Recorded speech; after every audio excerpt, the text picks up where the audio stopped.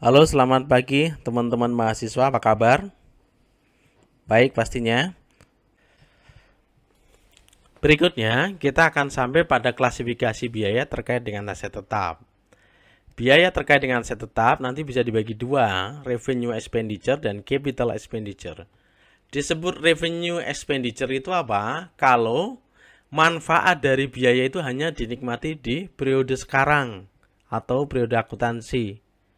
Nah, kalau kasusnya seperti ini, dia masuk revenue expenditure, dia biasanya kegiatannya berkaitan dengan ordinary repair dan maintenance. Apa itu?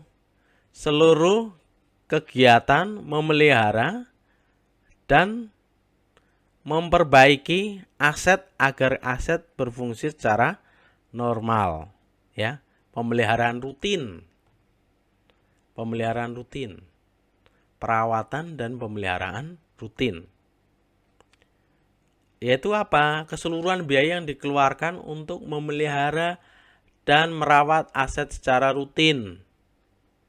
Nanti dia akan diakui sebagai repair and maintenance expense. Posisinya di debit, ya. Lalu kita akan lihat ada juga biaya yang akan kita kategorikan sebagai capital expenditure. Yang saya bilang tadi, kapitalisasi pengeluaran.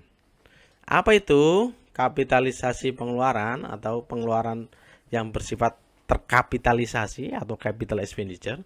Yaitu seluruh pengeluaran yang manfaatnya itu dinikmati current, sekarang, dan future, dan masa depan periodenya.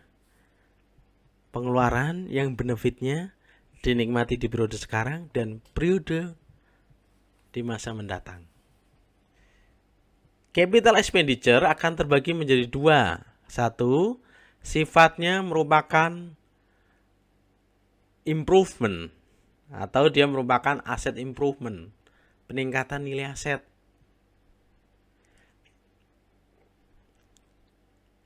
Nah, disebut meningkat nilai aset itu kalau dia menambah nilai pelayanan kepada aset. Jadi misalnya awalnya asetnya itu cuma bisa untuk memproduksi 10 gitu ya. Dia bisa memproduksi 15, 18 gitu. Nah, ada juga nanti yang bersifat extraordinary repair atau perawatan yang sifat extraordinary atau biasanya orang itu nyebutnya overhaul. Pemeliharaan gede-gedean. Nah, disebut extraordinary repair itu kalau dia memperpanjang masa manfaat aset. Ya, memperpanjang masa manfaat aset. Awalnya motor udah bongkrek, udah mau nggak bisa dipakai gitu, kita repair secara extraordinary atau overhaul, umurnya nanti nambah jadi tambah 3 tahun atau 4 tahun. Nah, itu masuknya extraordinary repair.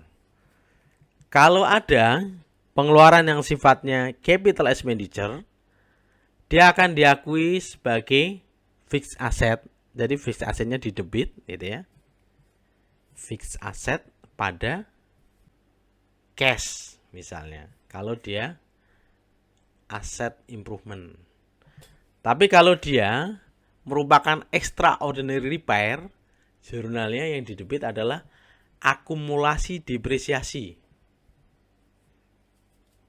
atau accumulated depreciation. Itu yang di debit. Yang di kredit apa? Cashnya, karena kita keluar cash. Sekarang kita lihat dua contoh ini. Ini contoh ordinary maintenance dan and repair. Misalnya tanggal 9 April perusahaan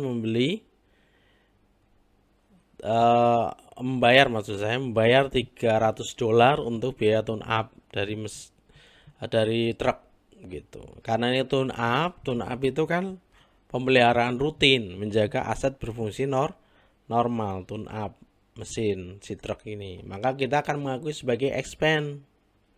dia masuk kategori revenue expenditure, kita akui sebagai expense. Jadi jurnalnya repair and maintenance expense pada cash, nilainya 300. Contoh lagi misalnya 4 Mei ya, kita akan menambahkan pompa hidrolik pompa hidrolik di truk itu senilai 5.500 biar truknya nanti mudah mengangkat kargo-kargo yang berat gitu ya.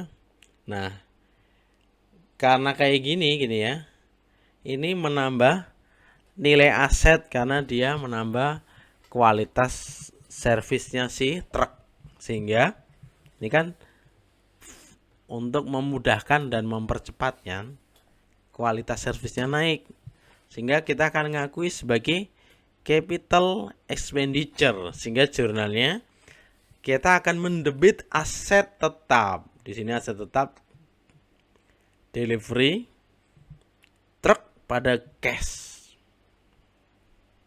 nilainya 5.500.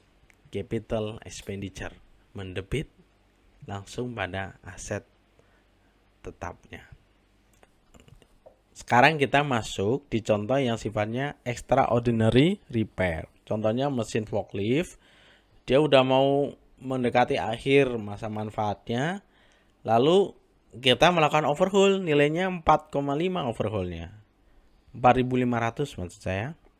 Nah, karena overhaul ini masa manfaatnya bertambah menjadi 8 tahun. Ini ada penambahan masa manfaat atau adanya koreksi masa manfaat, sehingga dia masuk kategori capital expenditure.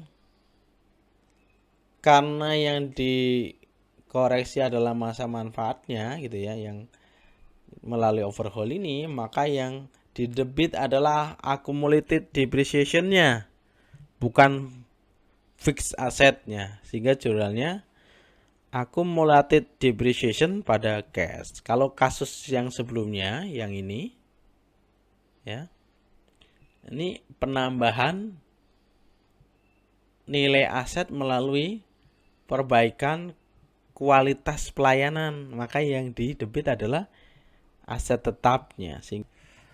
Nah, kita beranjak pada leasing fixed asset. Lease atau sewa itu semacam perjanjian atas penggunaan aset tetap selama periode tertentu. Di dalam leasing atau lease ini, kita nanti akan mengenal ada yang disebut dengan lessee atau penyewa, dengan lessor, orang yang memberikan sewa. Ada 2 tipe leasing. Pertama capital lease, yang kedua itu operating lease. Di dalam capital lease, kita sebagai lessee itu mencatat seolah-olah membeli aset itu.